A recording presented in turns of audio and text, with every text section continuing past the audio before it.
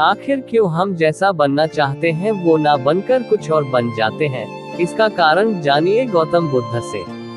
जीवन में हर व्यक्ति सफल बनना चाहता है, लेकिन सफल बनने के लिए आपको अच्छे विचारों को अपनाने की जरूरत है। गौतम बुद्ध के उपदेशों से आपके जीवन में सकारात्मक बदलाव आते हैं और इससे आपका जीवन बदल जाता है। यही कारण है कि बुद्ध के विचारों को सुखी जीवन का सूत्र कहा जाता है। सफल बनने के लिए हर व्यक्ति का अपना एक लक्ष्य पहले से ही निर्धारित होता है और वह उसी के अनुरूप काम करता है। लेकिन कई बार ऐसा होता है कि आप जो बनना चाहते हैं वैसा नहीं बन पाते हैं। कुछ लोग इसे लेकर यह मान लेते हैं कि शायद उनकी किस्मत में ही यही लिखा होगा, तो वहीं कुछ लोग अपनी किस्मत को खराब कहने लगते हैं और कुछ लोग यह मानकर संतुष्ट हो जाते हैं कि शायद वह इसे डिजर्व ही नहीं करते थे। लेकिन इसका असली कारण कुछ और ही होता है। गौतम बुद्ध की इस कहानी से जानते हैं इसका कारण। एक बार गौतम बुद्ध को एक सभा में उपदेश देना था। सभा में करीब 100 से ज्यादा लोग उपस्थित थे और उनका इंतजार कर रहे थे। गौतम बुद्ध आए लेकिन बिना कुछ कहे ही चले गए। बुद्ध का ऐसा व्यवहार देख सभी हैरान रह गए, लेकिन किसी ने उनसे कुछ कहा नहीं। अगले दिन फिर से सभा का आयोजन हुआ, लेकिन आज सभा में उपस्थित लोगों की संख्या घटकर 80 हो गई। आज भी बुद्ध ने ऐसा ही किया। वे सभा में आए लेकिन बिना कुछ बोले चले गए।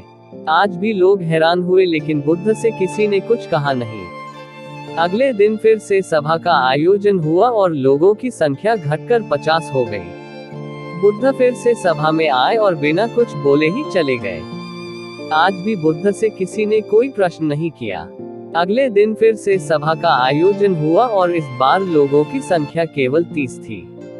आज भी बुद्ध बिना कुछ बोले मुस्कुराकर चले गए।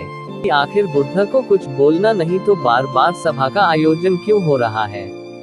ठीक इसी तरह सभा में मौजूद लोगों को भी गुस्सा आ रहा था, लेकिन इसका जवाब जानने के लिए आपको धैर्य रखना होगा।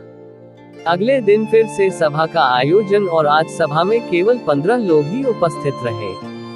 लेकिन आज गौतम बुद्ध ने अपना स्थान ग्रहण कर लिया और उपदेश देने के लिए बैठ गए। बुद्ध ने जिन 15 लोगों को उपदेश दिए वे उनके भिक्षु बन गए और इन लोगों ने आगे चलकर बुद्ध के ज्ञान को अलग अलग दिशाओं में फैलाया। एक बार इन लोगों ने बुद्ध से प्रश्न किया कि सभा का आयोजन होने के बावजूद भी आप क्यों कई दिनों तक बिना बोले ही चले जाते थे? बुद्ध ने उत्तर दिया, मैं उन लोगों को खोज में था जो लायक हो। सभा के पहले दिन 100 से भी ज्यादा लोग थे, लेकिन उनमें से ज्यादातर लोगों को मेरे उपदेश से कुछ मतलब नहीं था। इसके बाद जो लोग अगले दिन आए उन्हें भी मेरे उपदेश से कोई मतलब नहीं था। वो तो केवल इसलिए आए थे क्योंकि वो देखना चाहते थे कि आखिर सभा में होता क्या है। लेकिन मुझे ऐसे लोगों की तलाश थी जो मेरे ज्ञान को जन जन तक पहुंचाए। मैं कई दिनों तक इसलिए बिना बोले चला गया क्योंकि मैं यह देखना चाहता था कि आखिर वो कौन लोग हैं तो सच में मेरे उपदेश को सुनना चाहते हैं और जिन्हें वास्तव में ज्ञान पाने की प्यास थी, ऐसे लोग ही रोज आए। गौतम बुद्ध कहते हैं कि जिनके भीतर धैर्य था उन्हें मुक्ति का मार्ग मिला और जो लोग जल्दबाजी में थे वो आज घर पर बैठे हुए हैं। बुद्ध कहते हैं कि जिन लोगों में धैर्य का गुण होता है वे जीवन में कुछ भी पा सकते हैं, फिर चाहे आपका लक्ष्य कुछ भी हो। बिना धैर्य के कोई भी सफलता के लक्ष्य तक नहीं पहुंच सकता। आज भागदौड़ भरी जिंदगी में लोगों में धैर्य नहीं है। सभी में जल्दबाजी और अति शीघ्र किसी कार्य को करने की होड़ मची है। लेकिन गौतम बुद्ध बताते हैं कि अपने भीतर धैर्य को कैसे बढ़ाएं।